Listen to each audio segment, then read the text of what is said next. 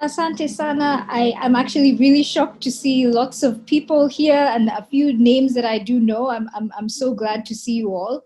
I'm so glad to, so honored to participate in these talks. And I really do resonate with the purpose of biophilic conversations to really get all of you and all of us involved in talking about conservation and talking about the environment and how we can all plug in and really own it as Kenyans. So I'm just going to share my screen. So I am here to talk to you about a topic which I know that a lot of people are interested in, a lot of people care about, a lot of people are looking for a blueprint that will just help you, have some crib notes, a Mwakenya that will just, show you exactly where you want to go. I hope that I won't be disappointing you because I have gone rogue and gone in slightly different directions because I think that it's quite important. So I'm doing this presentation as part of Biophilic Conversations, but I'm also doing it as from Ewaso Lion's side as an introduction to our Beyond Boundaries Kenya program. So our Beyond Boundaries Kenya program, just a little bit about Ewaso Lions is that we are based in Northern Kenya, and our mission is that we're dedicated to conserving lions and other large carnivores by promoting coexistence between people and wildlife. So we really do believe that conservation should be and is about people. And a lot of our approach over the past, over a decade now, has been looking regionally. So we have been working in Samburu, in Isiolo, and parts of Laikipia for a long time. And now we're also looking to national conversations to really think about how conservation can be approached by everyone in this country rather than just the people in Samburu and Isiolo and in Northern Kenya. So we've been doing a few things on that front. One is we run symposia, and I think I see a couple of names of people who might have met me at University of Nairobi, where we ran our first symposium on wildlife conservation in September in 2019. We're also starting an Instagram page because we realized that, yes, Ewaso Lions, we have our own Instagram page, but a lot of people actually don't know that wildlife live outside of national parks. People have it kind of in their minds. It's like, well, yes, wildlife do live there, but they don't, it has not been properly grasped that 70% of all wildlife live outside of national parks. And we want urbanites, like I think a lot of you are urbanites, I am definitely an urbanite, to start to grasp that. And lastly, we want to have bigger conversations about how the conservation world is structured. And this, goes into conversations about how, unfortunately, for decades and more, conservation has been a very elitist place to work, and a very elitist, it's been constructed in a very elitist fashion. So we've started having conversations about race, about privilege, and we really think that all of these things tie into whatever your future is in conservation today. So, okay. Now, there we go. So I want to start by saying that you can't go back and change the beginning, but you can start where you are and change the ending. This is a favorite C.S. Lewis quote of mine and of our executive director, Shivani Bala. And it really speaks to the fact that we all come from different backgrounds. We all come from different places, and sometimes we are made to feel bad about where we are or where we are starting from. That, people say this, we've all got 24 hours. And I was having a conversation today about how different people have a different 24 hours. If you have help at home versus if you have children versus if you have 3 jobs that are you're earning very little or and not being able to make ends meet, telling somebody that they have 24 hours is not fair very often. But where you are, wherever you are, from whatever background you are from, you can start where you are in a career in conservation. So I know that people might have come here with this question or with this worry that you don't know what's out there. And at this point, I would like to say that I'm hoping that this audience that is here today and that will be listening to this later are college students, perhaps. For those of you who I can see or who can give me a reaction, maybe you can do a thumbs up or wave if you are in college and you, or if you are starting a career in conservation, if you have just finished your degree, give me a wave. And if not, actually, you can put on your mic and tell me where you are coming from as you're listening to this so that I can customize my audience better.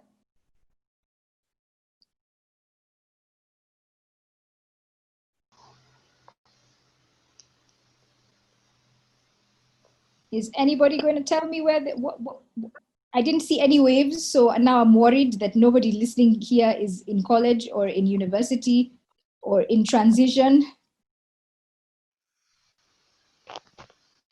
Let me see if I can see some more waves.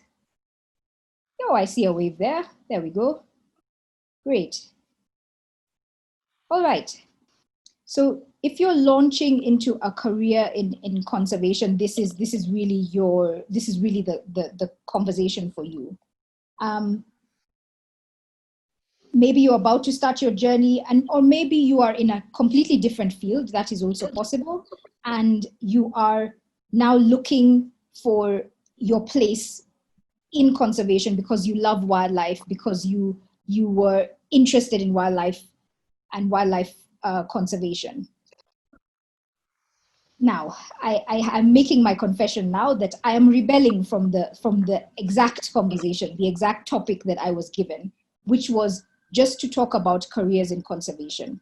I'm rebelling because I really want to tell you about the whole conservation space. And I looked at this topic and I thought, what would I have liked to listen to or have been told when I was about to begin either my college degree or when I was about to begin in conservation, when I'd finished my degree.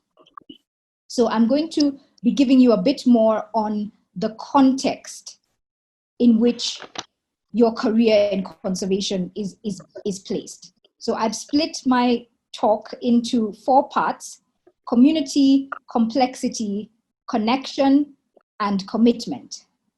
So I'm going to be speaking a little bit about how these things fit into your potential conservation career. And somewhere in there, I will have a slide which will give you some idea of all the different career options that are available.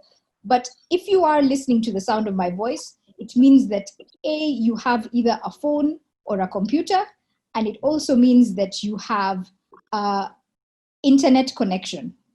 And with those 2 things, you can, like, this conversation is a very Googleable conversation. You could literally check up many different careers in conservation and what those could look like. I would like to spend some time talking about some things that are not Googleable, some things that you can't just quickly look up. So I want to start by introducing 2 characters as I talk about community. So these 2 men over here are Yeslai and Latoya, and they are field officers with Ewaso Lions. And I think as somebody who grew up in an urban space, I would probably not have put Yeslai and Latoya up to where the standard of work and the life that they live in conservation, I wouldn't have put them up at that level. I would have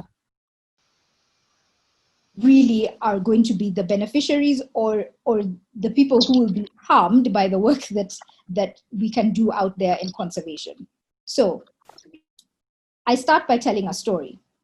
When I finished my degree, I did a degree in zoology in University of Nairobi, Comrades Power. And so yes, I had the hope in my head that I was going to go teach communities how to live with wildlife. My first job, amazingly, was as a conservation education officer with Save the Elephants. And I went out in my first couple of weeks on the job, and I was going to go to a classroom full of children to talk to them about how to live safely with elephants. Now, I had met elephants out like a regular Nairobi tourist would when you go out to Masai Mara or Nakuru or any of these national parks that we have and love. I had never been in that sort of a close proximity with elephants until the day before I was to walk into a classroom and talk to children about living with elephants. And my first night out in Samburu, in a little pop tent, a very small pop tent with a small mattress, there was an elephant eating right above my tent, very noisily chewing acacia pods and eating the bush at the tree right above my tent. And I was terrified. I was absolutely and completely petrified by being in this sort of close proximity to an elephant. And I realized at that point how paternalistic and how naive I had been to think that I, from Nairobi, was going to come to Samburu to teach children how to live with elephants. And this is the first thing that I'd like to say to all of you who are launching into a career in conservation, where very many of us hope to work in these amazingly biodiverse and wildlife-rich areas like Samburu and Tsavo and Mara and all of these places. I would really like to say that we have to change the way that we think of conservation also because of power relations. We have to learn to listen and to be humble. Yes, you have a degree and that is a very great thing, or you have a diploma and it's amazing, but don't usidharau hao watu, the people who live right with the wildlife and alongside the wildlife resource. Don't go there with this idea that you're going to dominate. We can't go in with an idea of domination or colonization. The history of conservation is full of the colonial narrative, and we as Kenyans should not be going out to perpetuate it. So whether you're going out to be a vet, whether you're going as somebody in wildlife media, whether you're a GIS technician, don't go with that mentality of I'm going to teach people how to do X or Y because I have a degree and you don't. Now, continuing on this same path, this slide represents the conservation space and the many different complex relationships that one will have to maintain when you're in it. So I have put biodiversity as the biggest round circle there, the biggest sphere there. But I would like to put it to you that it actually is not always the biggest sphere. And in fact, all of these circles become bigger and smaller depending on the time, on the political situation, on the geographical situation. There are points where the county government is far more important than the media or than the national development projects that will come up. So don't look at the circles and think that they actually represent actual proportions, as it were. Okay, so this slide, I want to start talking about it in relation first to people who are studying science. So say you're studying conservation biology, or you're studying environmental science or zoology, or something that is scientific, GIS, very often, especially as scientists, you go out with this idea that the world is a petri dish, and you have managed to cleanse it of all things that are not the thing that you are studying. So if you're out there to study Gerenuk, you are only interested in the Gerenuk, and you are going out to carve out your little piece of land where you know that this is where the Gerenuk are, and that's what you're going to study. And I have to say that I definitely made this mistake, and also thought that when I was eventually going to finish my zoology degree, that's what I was going to find out there. I didn't take into consideration that this biodiversity is in the context of, it is sometimes right next to local people, or it is actually in a space that is owned by local people. For me, in the job that I work in right now, we work in community conservancies, and community conservancies are human-occupied landscapes.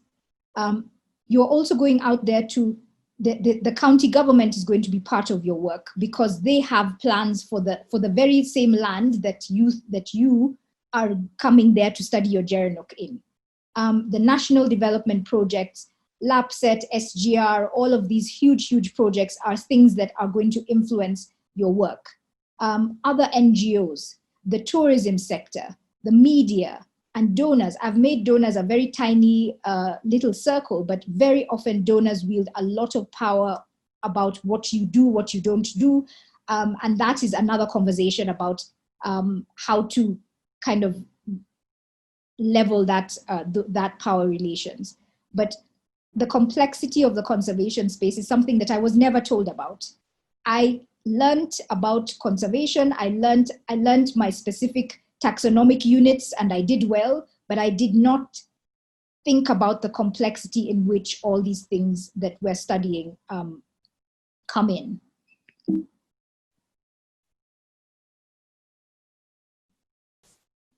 Now we move into connection. And in this connection, I really want to talk about interdisciplinarity. I've used this slide many times before. I'm sure many of you who are studying anything to do with the environment have seen these 17 goals before. These are the Sustainable Development Goals, and many people know of different aspects of them. And the reason I bring them in is to really emphasize the fact that one thing that I feel is missing in our Kenyan education space, and this is across the board, is our ability to talk to each other and have useful conversations across the board. So, for example, an engineer might never talk to me as a conservationist until they are ready to do a very big project that they know that I might not be very happy about. Yet, when I was in campus, the engineering school was not that far away. Whenever we went to main campus, it's right there. And we could have had conversations with the engineers and with the engineering department. Our lecturers could have talked, and they could have also created a space and a framework where, when, for example, an architect is designing a building, they don't think of it as designed in a vacuum. And me as a conservationist who is going to study my Grevy's zebra should not be thinking about that Grevy's zebra in a vacuum. Yet this is how our world and our Kenyan education system, unfortunately, is created. It's not created as something that we think about clean energy, which is one of the Sustainable Development Goals, and we think, oh, I can see it from a conservation perspective, but I should also be seeing it from a poverty perspective. I should also be seeing it from wherever the engineers are going to see it, because they're going to have to design the infrastructure that creates the clean energy. What I'm trying to say over here is that one thing that I would have loved to hear if I was in campus, if I was start launching into a career in conservation, is, can we have conversations now? Can we talk to each other now? Can engineers and conservationists and architects and people who are into water development, people who are into health, start to have conversations now that will actually influence how we create spaces, good spaces for our wildlife, good spaces for livestock, good spaces for people to live in, that have amenities, but that don't jeopardize any one of these. And looking at the sustainable development goals and really going into them with your peers who might not be of the same persuasion, I think is a good place to start.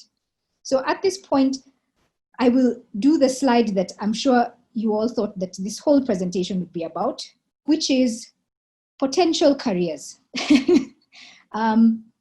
It's one slide, and I did this very intentionally because I think that there is so much more to talk about.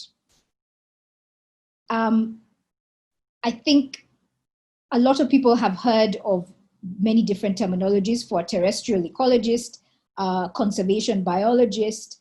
There are also opportunities in the wildlife media sector, and I really want to emphasize this because I realize that we as Kenyans do not tell our own stories. We wait for David Attenborough to come and tell stories, and we might be very happy with how he tells the stories, but they're not told in the way that a normal Kenyan would tell this story. So there are opportunities there. There are opportunities in the veterinarian world or as a GIS person. I think a lot of people, when they think of doing a career in wildlife, they think that it's all about activism. You can read for yourselves and see all these different things across the board. Maybe I pick out one more, which is conservation philanthropy. And that is actually something that would be really great for more Kenyans to get involved in, that we support conservation initiatives without actually necessarily doing them ourselves. Because I'd say more than 90% of all the donations that come to conservation are actually from abroad. So having more Kenyans who have great jobs in the banking sector, in whatever the corporate world, and are able to donate to Kenyan conservation initiatives, I think would be great. You can take a career in conservation academics. You can become a seasoned researcher. And these are among, when I did a quick search, there was one site that said that there's about 20,000 potential jobs or job titles within the conservation world. So as you can see, this slide is very far lacking, very far wanting. And the reason why I didn't want to spend so much time on it is because I wanted to spend time talking about what your path could be. So I've divided that into three things. You could end up practicing exactly what you study. So there are many people who have lucked out and you studied something that was very specific or exactly what you dreamed about all your life, and you have ended up doing that exact same thing. You could also end up doing some of what you studied plus a whole lot more. Or you could end up doing something entirely different, but still in the conservation world. And at this stage, I'd like to give the advice that please follow your interest and not the market. I think that people were hoping that when I gave this talk, I would tell you what careers are extremely marketable at the moment. And my own story is that I went against the market. When I was doing my degree, after the first year, they picked those who are doing the best in the class, and the degree at that time was a general degree in zoology, botany, and chemistry. And they said, all of you who have done well, you are open, like we're giving you the opportunity now to go and study biochemistry, because of course biochemistry is far more marketable than whatever this weird degree is, this weird fruit salad of a degree is. Go and do biochemistry. And I thankfully had a bit of experience with biochemistry, and I realized that it was not part of my interest. And I went against what people said was marketable. I think a lot of My classmates were very shocked that that's something that people would choose to do. But it's because I really don't believe in the idea of market or marketability.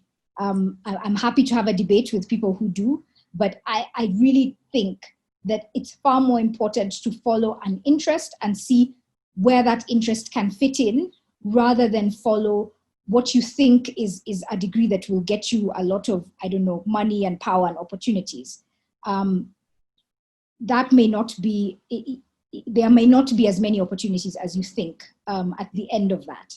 So look at what you're actually interested in.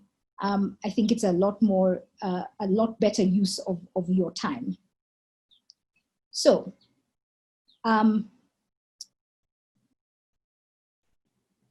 now we go into the power of versatility. And this is something that I'm sure many of you have been reading as well, in terms of even in the tech world and in many different worlds, where they say that these days people are not looking for as many specialists as they are looking for generalists.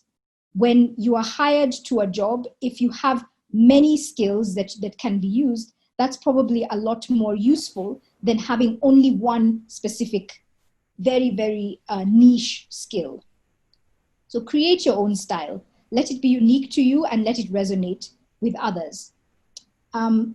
Pick up skills that complement the course that you're doing. Whatever course that you are currently doing or interested in, pick up some skills. So I'll talk about a couple of general skills.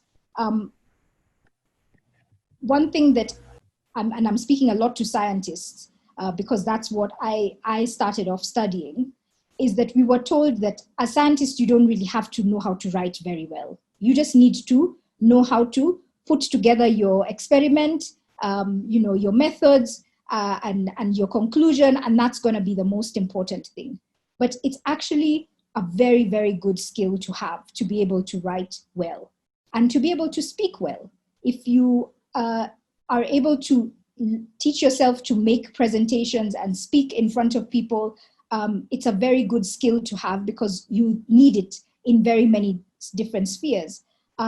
If you are good on social media, that's a very good skill to have, especially around now. It's also good to pick up if you like the science part, you like to make maps, you like to visualize things. It's a very good skill to have if you are able to do GIS along with your environmental conservation, environmental management degree. That can actually be very helpful. And please note that when I say speak well or write well, I really don't want people to wing. Like my point is not learn how to wing so that you can get yourself into different places. We speak how we speak. We speak how we were taught to speak.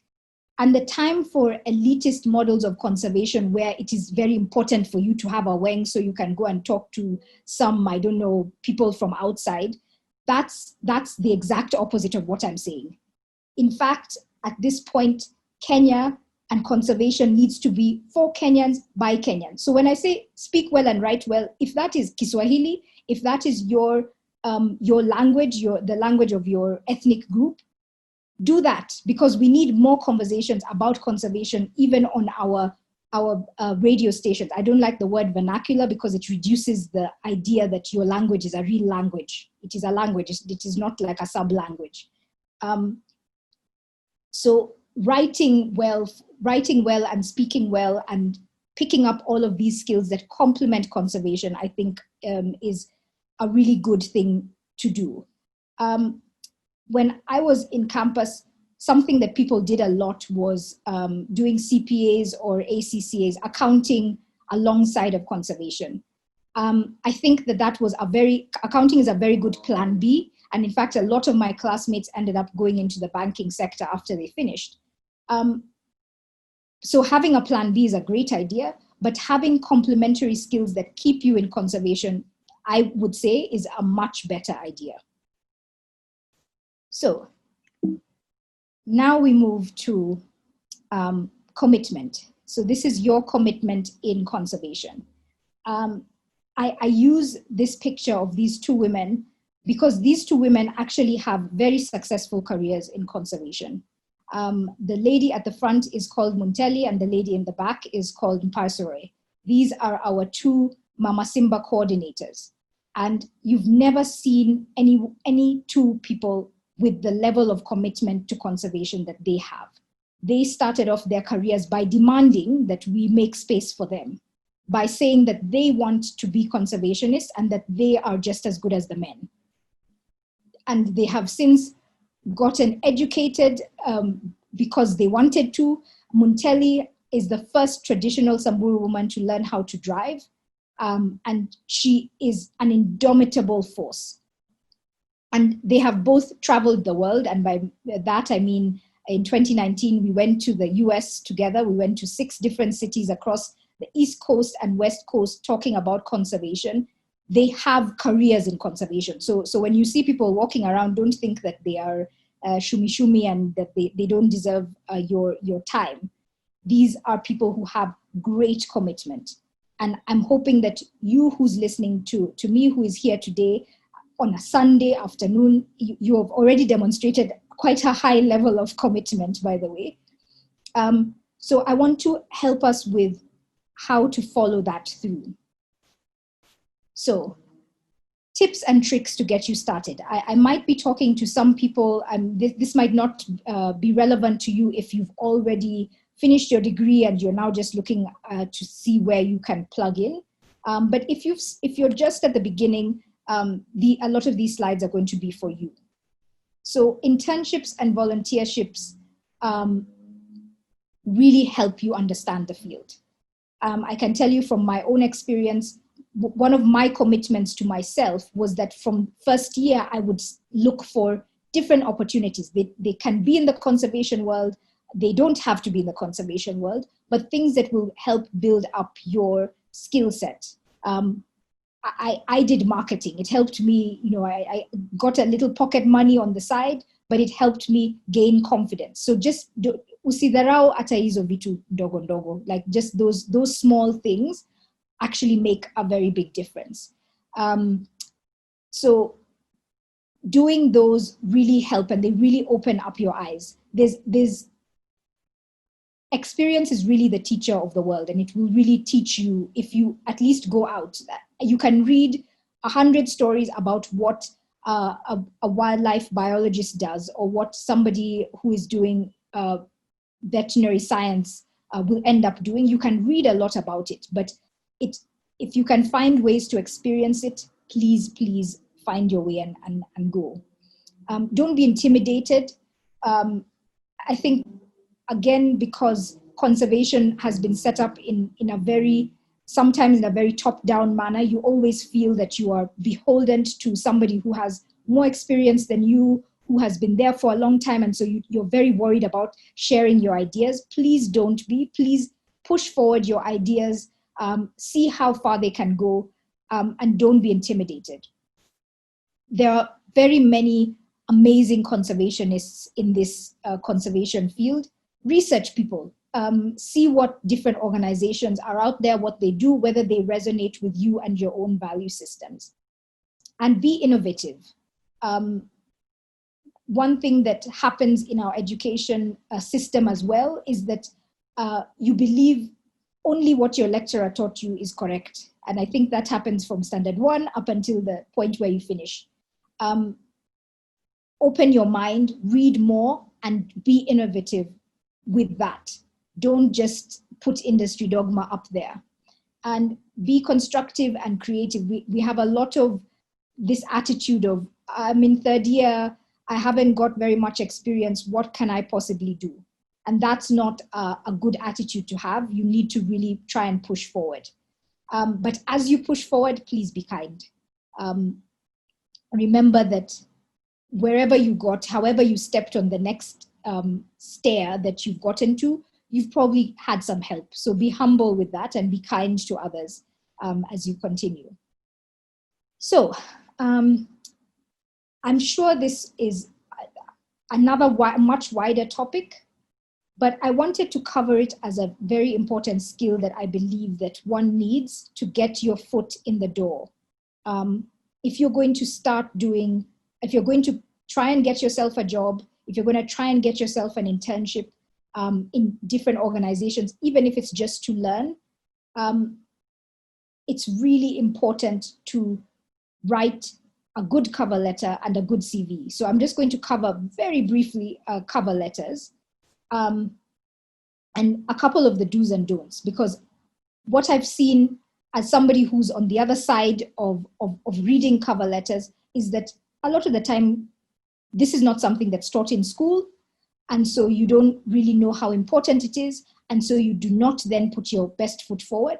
I have received cover letters that start with, I am a 23-year-old XYZ, and I am looking for an internship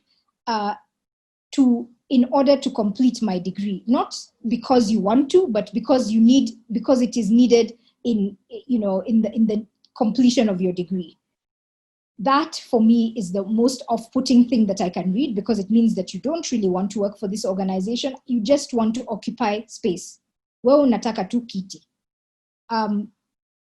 Sometimes you'll also find people who will just throw a CV somewhere and they don't really think about how they're doing it. It's really important to present yourself as well as you possibly can. You're entering this whole conservation world as a profession, and therefore you need to look and be professional from the get-go. So getting your foot in the door is really important. So here are some do's.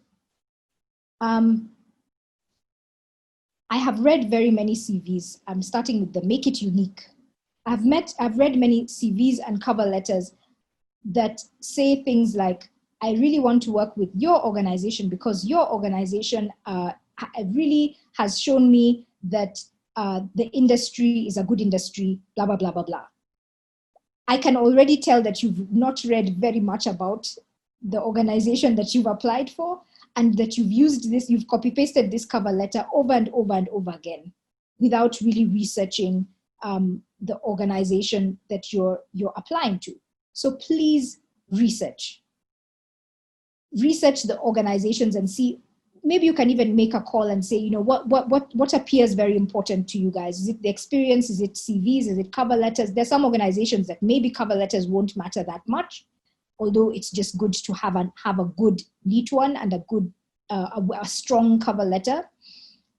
Maybe it's that they're very interested in your CVs, or they're interested in experience or certain skills that you have. So spend some time researching that organization. And then as you write your cover letter, you can flavor it with things that you've learned about the place.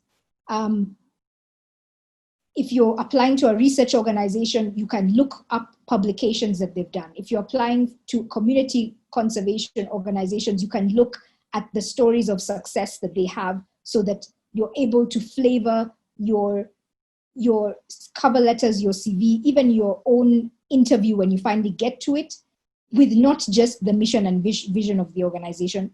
Okay, we see you. We can see you as people who are on this other side. We can see you. So don't just write a quick copy paste of a mission and think that we understand. We're with you. We want to see more. Substantiate your claims to fame. There are many people who say things like, I am a very hardworking, self-driven leader. I am dedicated. I do not need much supervision. You can say all those things, but they're not very useful to me, because I can only take you at your word. And your word at this point, because I don't know you, is not worth very much. So prove what you're writing about. Prove yourself. Substantiate what you've written on paper. And I'll give you an example in a minute. I have received CVs and cover letters of people who've literally CC'd 30 institutions. ACC, AWF, CCC, they have CC'd everybody, and they've just attached their CV, and that's it. So when I open a thing like that, I'm like, I won't even file your CV, because I can see that you're not that interested in me and what in our organization and what we do. You just want a place to occupy space. Up your game. You're competing with very many people. Don't take that for granted. Excuse me. And grasp every opportunity. Those of you who are here, I commend you because you are actually attending webinars. You are actually availing yourself online. Okay, so we can go on with the don'ts. So please do not use SMS language ever.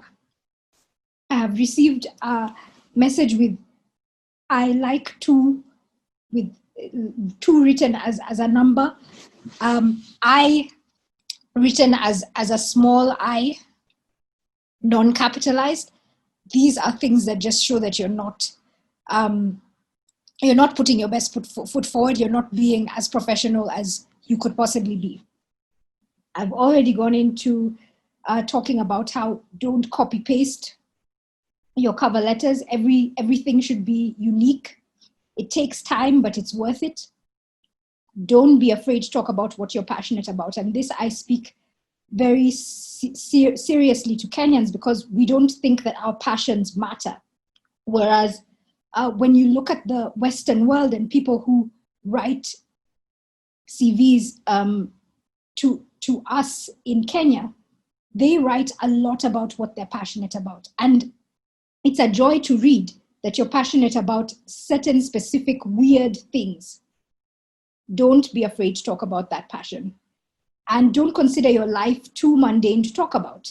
There are probably things that annoy you, that irk you, that are things that probably will also annoy and irk others, and they will start a conversation and maybe even start a whole new program in an organization. You don't know, so don't sell yourself short. Now, I have a couple of examples. They're a little old, but I'm going to use them anyway. And I really enjoyed these examples. This was somebody who I'm very grateful to for giving me the permission to use an excerpt of his CV, of his cover letter. And the parts that I wanted to highlight are that through wide reading, especially of wildlife publications, of East African Society and Wildlife Clubs of Kenya, I developed a keen interest in the conservation of our wildlife and also in international conventions. So he mentioned CITES, he mentioned CBD. So one can just quickly mention CITES and CBD, but it doesn't, it helps me to know that you know, but it's good for you to put it in context. And I think one thing that you notice is that he just talked about the fact that he read this stuff widely. You don't need massive experience to read widely. A lot of people think that, oh, the reason why I'm not going to get this position is because I don't have experience. And without any more experience, then I'm never going to get a job. But you can see that this person has literally just talked about the fact that they have read widely. And what that wide reading has helped them do. So he became a precious asset to his club and then became the chairperson of the club. A second thing to highlight here is he then talked about what that has enabled him to do. So he's now represented the club represented the college in international student conferences. This is a way to sell yourself really very easily. And it shows that you don't have to have massive experience to be able to write a very, very rich cover letter. This one is from an international student. And there she talks about the very thing that I had mentioned earlier, substantiating one's claim to fame. So she says her greatest strengths are perseverance and teamwork. As you see from her CV, she volunteered in the Amazon rainforest for 10 weeks. And this required X thing and Y thing. So basically she's substantiating her claim to perseverance and teamwork. Now, I'm sure a lot of you are looking and thinking, now when am I ever going to volunteer in the Ecuadorian Amazon rainforest? That's not the point of this part. This is really about the fact that you can take whatever experiences that you have until now to substantiate you being a hardworking, dedicated, self-driven, XYZ, all those things. Don't look down on your 2-day or your 10-day experience when you went to the field with the university. Take that and see, okay, what can I say about this field trip? How did I make the most of this particular field trip? And that can be then used in a great cover letter and a great CV. Don't just go on field trips just so that you can write cover letters and CVs. But when you do go on them, don't think that they're useless. Coming to this webinar, going to other webinars. I'm basically done, thankfully. I'm very excited to hear all your questions. I always say when I put this image up, there's so many people who I ask, so are you on Facebook? Yes. Are you on Instagram? Yes. Great. If you are, then you can Google and write a very good cover letter, a very good CV, a very strong, anything that you need to actually get you in the door to get you that experience. Experience will be your greatest teacher. So you need to spend some time making sure that you actually get it. So you can find me on Twitter and at Resson KD and Ewaso Lions. Please follow Ewaso Lions, just same name for Twitter, Facebook, and Instagram. And very soon we will be launching our Beyond Boundaries KE Instagram page. So please follow that as well. Thank you.